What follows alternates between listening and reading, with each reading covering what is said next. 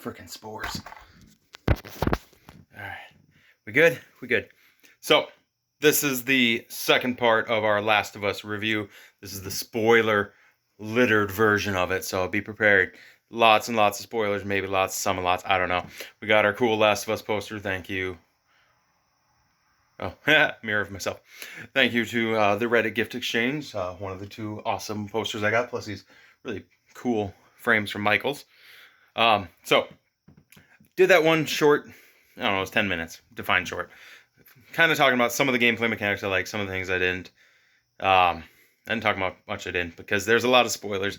The big spoiler I want to talk about is how The Last of Us Part 2 completely changes its shift and its tone halfway through the game. So, be warned from what I'm about to say. Joel dies. He dies brutally, maybe a third through the game, if that, at the hands of a character by the name of Abby. Now, Abby, apparently, is a former Firefly / Firefly's daughter of the scientist who was going to be in charge of creating a cure from Ellie's brain fungus thing. So, Joel kills her dad. We find this all out in flashbacks way deep into the game. And you can understand why she's a little bit mad at Joel. Because he kind of doomed society. Now, and he also killed her father. So, most of the game you're playing as Joel. Well, you play a lot as Joel, then you play a lot as Ellie. Then there's this one level early-ish on where you're playing as somebody else. You don't really know who you are right away. You're playing as Abby.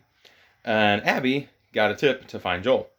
And then you play as Abby when Joel and his brother helps her, saves her.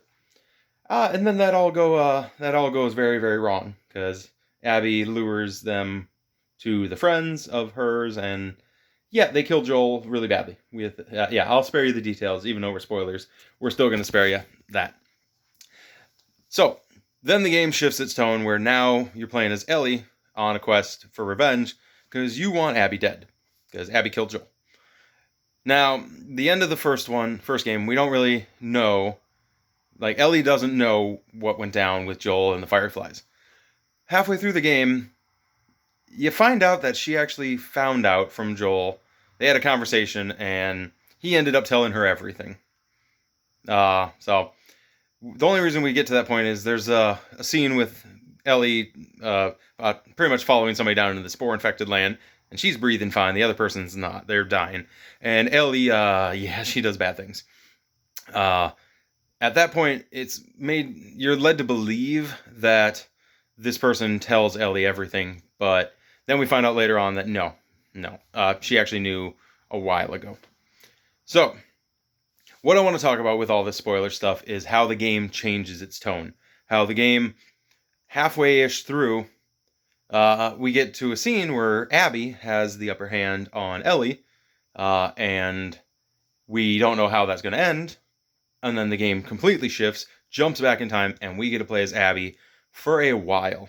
You play as Abby for the second half of the game. A lot of it. Now, the way that this tips you off that you're really going to be playing as her for a while is you start upgrading her weapons. You still use those stimulants to upgrade her abilities. All this stuff. We're not using them out if you haven't figured that out, because, we're trying to frame it with this. We're just going a little free flow. But Ellie and Joel, and I don't even know where I was going. You're playing as Abby. Abby, that's where I was going. And her, Naughty Dog decided to take this very interesting angle, and I have a feeling this is why a lot of people did not like the game, why there were some bad reviews, that it pretty much tried to humanize Abby and kind of explain all of her actions and everything she had to go through. All the while, every once in a while, you're flashing forward, playing as Ellie, still in pursuit as Abby. And there's a lot of back and forth of Abby never really realizing how close Ellie always was to her, that she was only a step or two behind, as she's taking out her friends one by one, as the scars are doing it, as everything's going down. But with Abby, you see her get humanized, where she starts having compassion for the scars, which are another group of enemies. They have this weird, they have a prophet mother lady that they believe in, that they follow, but we never know much about her. So if they ever make some more content, hey, maybe that. But the weird shift in tone where you're going to play as Abby and kind of like feel for her really makes the game a little bit different. Now, with that said, I mentioned in the first review, there's dogs, and there's one part that's kind of sad because Abby has a dog, or has friends that have this dog that has a name. I think it's Alice, and yeah, Ellie kills it, and then Abby finds it later, and it's kind of sad. So saying that, but the game's just the weird shift in tone, and then even when you're playing as Abby, there's a part where you encounter a boss who has. There's some articles talking about how it's not properly established. They call him the Rat King, apparently. It's like ground zero in Seattle for the infected. It's a new type of like massive monster infected thing. It's a cool boss battle, but it wasn't as hard as I thought it'd be, but I was not playing on the hardest difficulty. It will be a future playthrough. Maybe I'll just take you along with. Maybe I won't. The game took me a while to beat. I didn't talk about that in the first review. Granted, I just moved and just haven't had time. The game felt long. It's not a bad thing, just it did. It had a couple points late into the game where I really thought this is where it ends, and nope, it's going to go farther. Oh, it's going to end here, and it's going to go a little bit more. So, right at the end, not at the very end, but when Ellie has got her happy ever after, and I'll jump back in a moment. It kind of felt like the game was going to end there, but no. Tommy tips her off of where Abby is, and then you get to play as Ellie. You play as Abby at the location until she gets captured. Then you play as Ellie going to get her. And there's a fight scene at the end. She loses a couple fingers. She gets them bit off. That sucks. Ellie does. So, interesting fight at the end. We'll get to the ending in a moment. My window's open, and there's a street there. So, if you heard that, room. That's where I lose my train of thought. We're talking about the shift in tone, building characters, back and forth, Abby, Ellie. There's a scene that could have been near the end, but it wasn't, in the theater, where you're playing as Abby, fighting Ellie, and you're trying to play a cat and mouse game because Ellie's got the upper hand with all the weapons. And it almost follows the rule of 3. I would have to replay it to know for sure with how many times you attack her. But I talked about the rule of 3 in a long video where 3 hits to a boss. But you get to see, if you are bad at it, Abby die by Ellie's hands in many different ways. I died a few times in that fight. Shotgun blast, axe, knife. There's a lot. But I'm digressing. I want to jump a little bit more to the end, to the very, very end of why people may or may not be thrilled with how the game ended. So, the game, Ellie loses everything in one last attempt to get her revenge on Abby.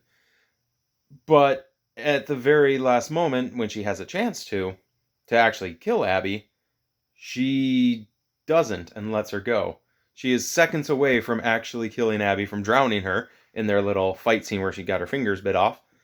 And she chooses not to kill her. She actually lets her go and then pretty much tells her to leave. So a lot of this stems to what a little flashback that we get with her and Joel talking. And there's one line, and this is where it's going to get me. This is where it got me in the first game. There's that speech between Ellie and Joel in the first game at the very, very end, talking about that's when she's saying, back in Boston I was bit, me and her friend, and then she says that whole swear to me that everything you said about the Fireflies is true. And Joel says, I do, or I swear, and the game ends. And it has just this feeling in the air. It just gets me. This game does that again, and it gets me a little bit. It gets me right here. It gets me in the heart. Where Joel and Ellie, flashback, are on a porch talking. This is after Joel has said everything to Ellie, gave her all the information, and Ellie has the line that says, I can never forgive you for what you did, but I'd like to try. And that line somehow resonates with the ending, where she can never forgive Abby for everything that she did, but she tries. So she's embodying a little bit of Joel in that essence. And to me, you can love or hate that ending. I don't care. I like it. That's just, And then at the very, very end, more spoilers. This is spoilers on top of spoilers. She goes back to the farm, and the girl whose name I can't remember, that is like her girlfriend, and they had a life on a farm, and then she leaves to go hunt Abby, and then this girl just leaves. When she gets back to the farm, she's gone. This is just Ellie's left alone, so she lost everything, and that's where the game finally ends. It ends with Ellie having nothing, and it's just like, what now? I said in the first video, I'll say it again now. I never thought they needed a sequel for The Last of Us. I thought it ended in a way that was so good, you don't need to give that a sequel. I feel this one is in that same boat, and like, this was a sequel. I love it. But does it ever need a third? No. Abby's off to do her thing. Ellie, who knows? Will we ever get closure? I don't know. But it's just like that one line. It gets me. It's just, So, that's a lot of rambling. This video is just slightly longer, looking at my time there. I hope you found this entertaining, just me ranting with a little backdrop here of Last of Us poster in the reflection. My phone reflects. But that's what I got. Last of Us Part 2. Lots of spoilers. Enjoyed the game. Still play it. Hopefully you didn't watch this and get a whole bunch of shit ruined. But I warned you. I did. I feel like I did. If you didn't see the title that said spoilers, then you probably shouldn't have opened this video. Or that's your fault. I don't know.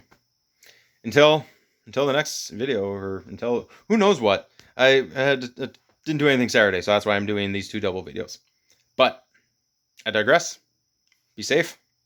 You're over here, not there. Be kind. I'll see you next time. Time to gear up.